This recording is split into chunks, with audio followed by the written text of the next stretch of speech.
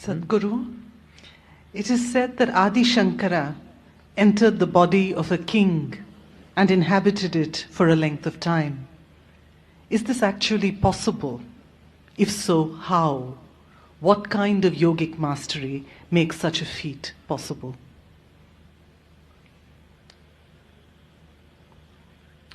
It is not really such a feat.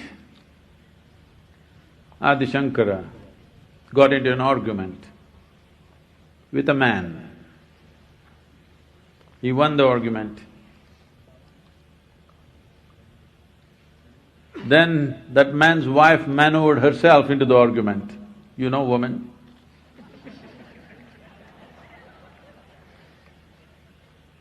And Adi Shankara is a certain level of logic. You shouldn't argue with a man like that. But she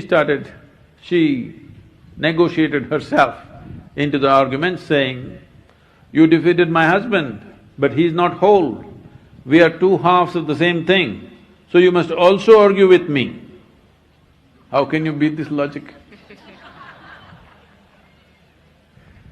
So, argument started with the woman. Then she saw she's losing. Then she started asking him questions about human sexuality. Shankara said whatever he said. Then she went into more details and then she asked, "What do you know by experience?" Well, Shankara is a brahmachari. Then he knew that this is a trick to defeat him. So he said, "I need a month's break. We will hold the argument at this level. We'll start from here after a month. Just give me a month." So, he went to a place where there was a cave. He went inside the cave and told his disciples, "No matter what happens, do not allow anybody into this cave because I'm going to leave my body and look for another possibility for some time. Whatever happens, don't let anybody enter this cave." Then it so happened, a king was bitten by a cobra and he died. When a man dies, or even a woman when she dies,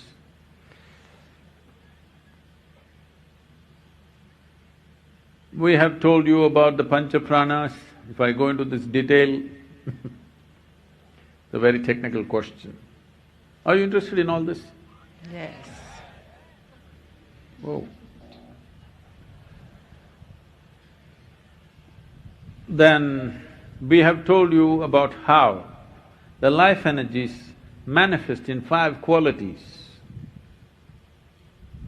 The prana is happening in 5 different dimensions. It is called pranavayu, samanavayu, apanavayu, udhana and vyana. These 5 manifestations of prana have distinct functions to it. Pranavayu is in charge of respiratory action and thought process and the sensation of touch. When someone dies, how do you check whether someone is alive or dead? You check his breath has stopped. When one's breath has stopped, you say he is dead. The breath has stopped because the pranavayu has begun to exit. After the breath has stopped, it will take up to 1.5 hours for the pranavayu to leave completely. But still the other 4 dimensions will be there. This is why it was set up after the breath stops, you must wait for 1.5 hours minimum before you cremate someone, because he is still alive in many other ways. Only thing is, we want to wait till his sensation is gone so that he doesn't feel the burn. See, we are very compassionate. We wait for 1.5 hours so that his thought process, his respiratory action and his sensations are gone.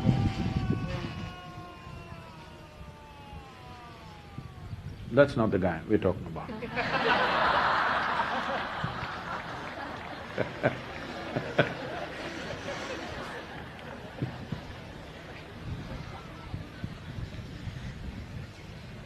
Now, the remaining part of the prana will still be there, and the vyana, the last dimension of the prana, could last up to 12 to 14 days. Wherever there is no sensation, whichever part of your body where there is no sensation, you must understand that part of the body has no pranavayu in it.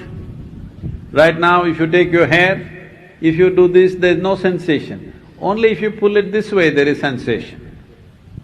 Because here there is no pranavayu, but still it grows.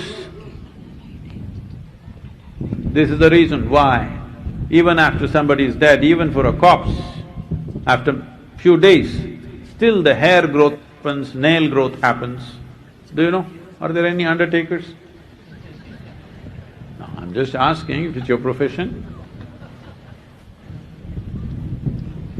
After one is dead, up to 12 to 14 days, hair growth will happen, simply because this can grow just with vyana, with simple maintenance of the system it'll happen.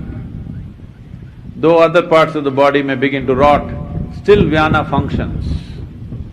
So when Shankara left his body, he left his vyana in the system because his body should be maintained.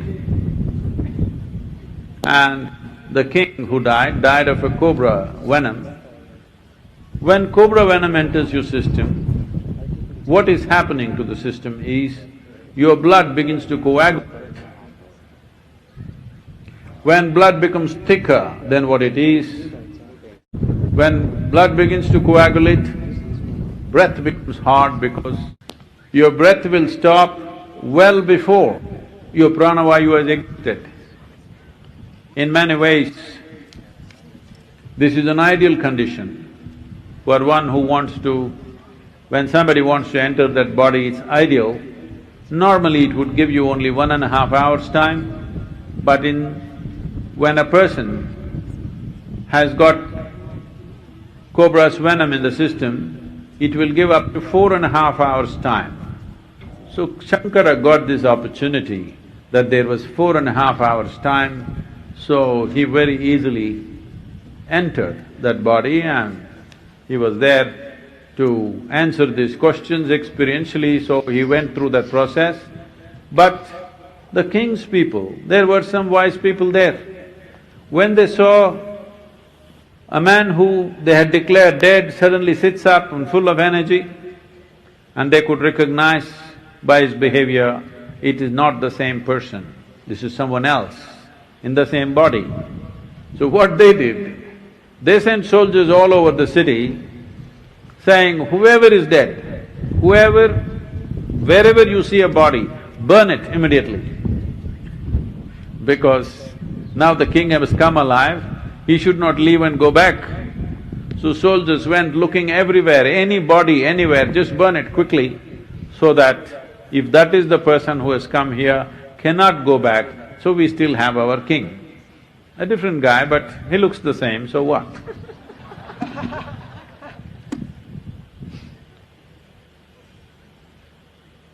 So is such a thing possible?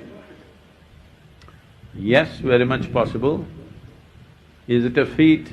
It is not really such a feat. A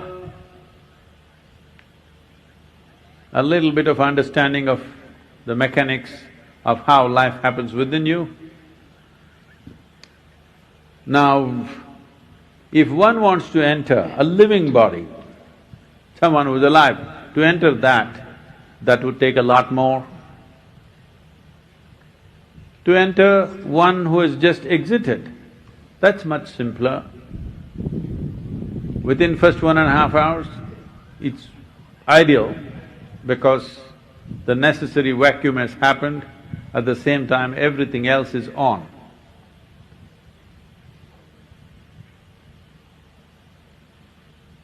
This was… this used to be a common, not very common, but almost everybody would have heard that something like this happened somewhere.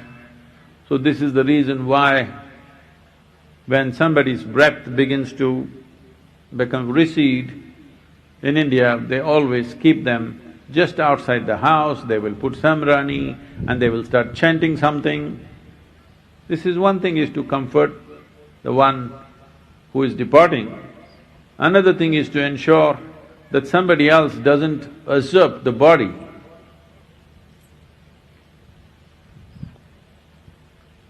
So, many methods and many protections were created so that these things don't happen. There are many ways to see that such things don't happen, but today it is such a rare occurrence that now you started referring to it as a feat. So maybe you would like to see it happen, but most people are dying with tubes and needles stuck all over them, so I don't think that'll offer much of an opportunity because their breath is not theirs. The machines are breathing for them, so we should go and check and see whether still prana is still on or prana is gone, they're just keeping the breath on through a machine. This is something we can check. I think it's very much possible. Even after pranavayu is completely gone, they're keeping the breath going on and extending it by a few days or hours because it adds up into nice fat bills. It's good for the economy.